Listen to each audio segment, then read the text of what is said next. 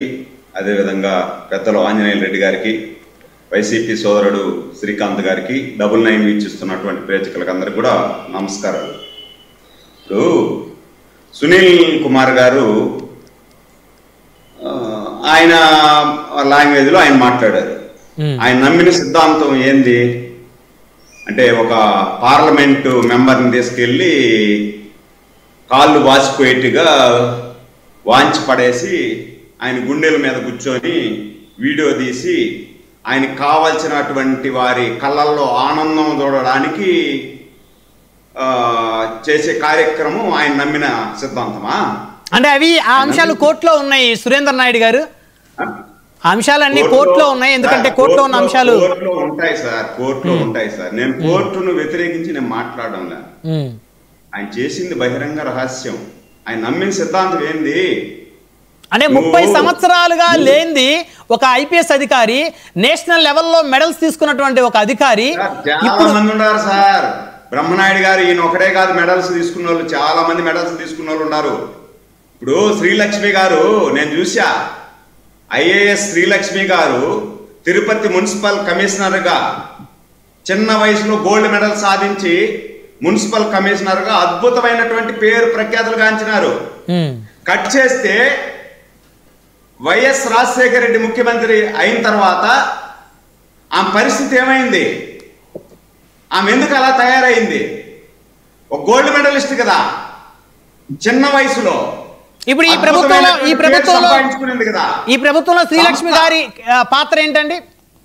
అంత గొప్ప పేరు తెచ్చుకున్నటువంటి శ్రీలక్ష్మి గారు ఎందుకు మైనింగ్ వ్యవహారంలో తలదూర్చి ఇష్టానుసారం ఎక్కడంటే అక్కడ సంతకాలు పెట్టి నిన్నటి వరకు ఈ రోజు వరకు జైలుకి ఎందుకు తిరుగుతా ఉంది? ఎందుకు తిరుగుతాం సార్? మనం చేసే సావాసాలు అలాంటివి.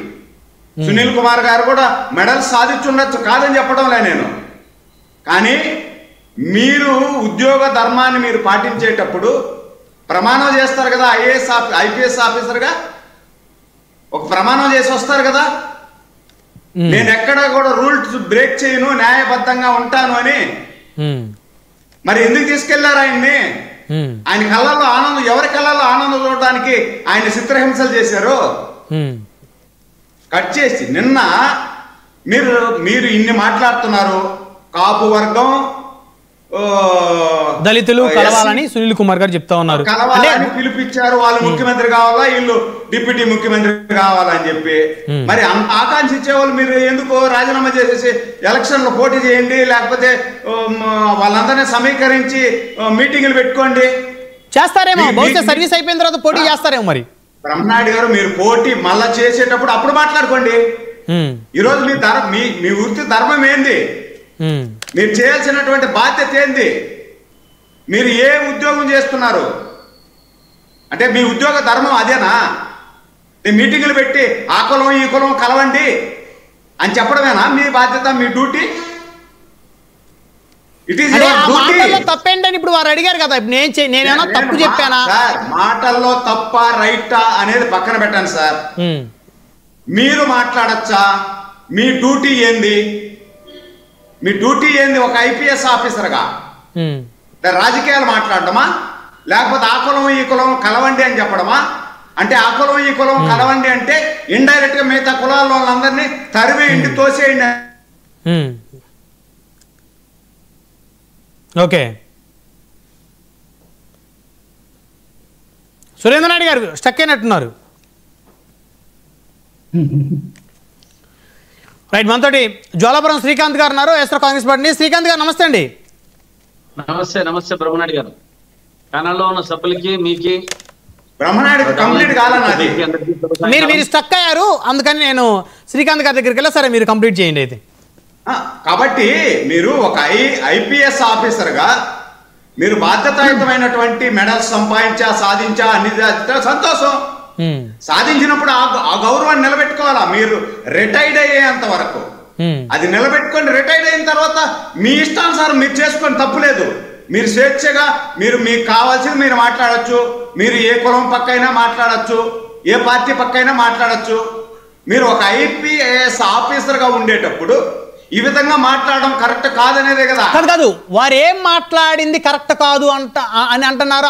అది చెప్పమని అడుగుతున్నారు కదా వారు.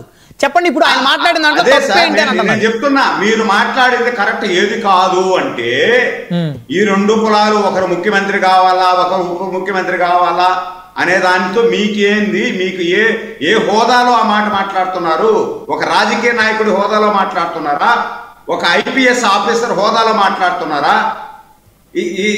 ఎట్లా మాట్లాడతారు? అది కరెక్ట్. ఐపీఎస్ హోదాలో మాట్లాడితే తప్పు కదా. రాజకీయ నాయకుడి హోదాలో మాట్లాడితే కరెక్ట్. మాట్లాడుకోండి, రాజీనామా చేసేసి మాట్లాడుకోండి. దాన్ని ఎవరు కాదన్నారు, మిమ్మల్ని ఎవరు వ్యతిరేకించే వాళ్ళు లేరు. మీరు అణగారిన వర్గాలపై పక్కన నిలబడి పోరాటం చేస్తాను అన్నప్పుడు చేయండి ఆ పోరాటమే. ఎందుకు ప్రభుత్వం దగ్గర జీతాలు తీసుకుంటూ ప్రజల సొమ్ము తీసుకుంటూ ఒక వర్గానికి ఇంకొక వర్గానికి కాపు కాసే విధంగా మీరు మాట్లాడుతున్నట్టే కదా లెక్కది. అది ఎలా కరెక్ట్ అవుతుంది? రాజ్యాంగం ఆ విధంగా రాసిందా మీరు ఆ విధంగా మాట్లాడమని? రాజ్యాంగం ఒప్పుకుంటుందా? దానికి సునీల్ కుమార్ కూడా సమాధానం చెప్పాలి కదా. చెప్పాలి కదా బ్రహ్మనాయుడు గారు. ఇప్పుడు వారిని ప్రశ్నించిన ఫస్ట్ పొలిటీషియన్ రఘురామకృష్ణరాజు గారు, deputy speaker, AP deputy speaker. So ఆయన రాజ్యాంగబద్ధమైన పదవిలో ఉండి ఆయన ఈ మధ్యకాలం అనేక సార్లు రాజకీయాల గురించి మాట్లాడారు. ఆయన ఏ విధంగా మాట్లాడతారని జడా శ్రావణ్ గారు మాట్లాడుతున్నారు. సో ఆయన మాట్లాడే ప్రశ్నలకు మీరేం చెప్తారు సమాధానం ఒక టీడీపీ నాయకుడిగా? ఇప్పుడు ఒకప్పుడు స్పీకర్ అంటే రాజ్యాంగ పరిధిలో రాజ్యాంగం ప్రకారం మాట్లాడాలా అనేది ఉండేది. గత 5 సంవత్సరాలలో ఉన్నటువంటి స్పీకర్ ఏం మాట్లాడినాడు అంటే వాళ్ళు మాట్లాడిందే కదా ఇంకొకరు మాట్లాడతారు అనేది కూడా అర్థం వస్తా ఉంది కదా. చంద్రబాబు నాయుడు గారికి ఎందుకు జడ్పెట్ కేటగిరీ, ఆ కేటగిరీ ఆ పోలీసులను పక్కన పెట్టేస్తే సిట్కిలో ఫినిష్ చేసేస్తాను నేను అని చెప్పి మాట్లాడినటువంటి ఒక పనికిమాలిన స్పీకర్ని కూడా చూసాం కదా మనం లాస్ట్ 5 సంవత్సరాల్లో. ఆ పనికిమాలిన స్పీకర్ని కూడా అడగాలి కదా ఈ జడా శ్రావణం. ఆ రోజు ఎందుకు అడగలేదు? నిద్రపోతా ఉన్నాడా ఈ జడా శ్రావణం ఆ రోజు? సరే ఆ రోజు అడగలేదు సార్, ఈ రోజు అడిగిన దాన్ని కూడా తప్పు అంటారా కరెక్ట్ అంటారా? పాస్ట్ తీసేయండి, పాస్ట్ నేను ఈ రోజు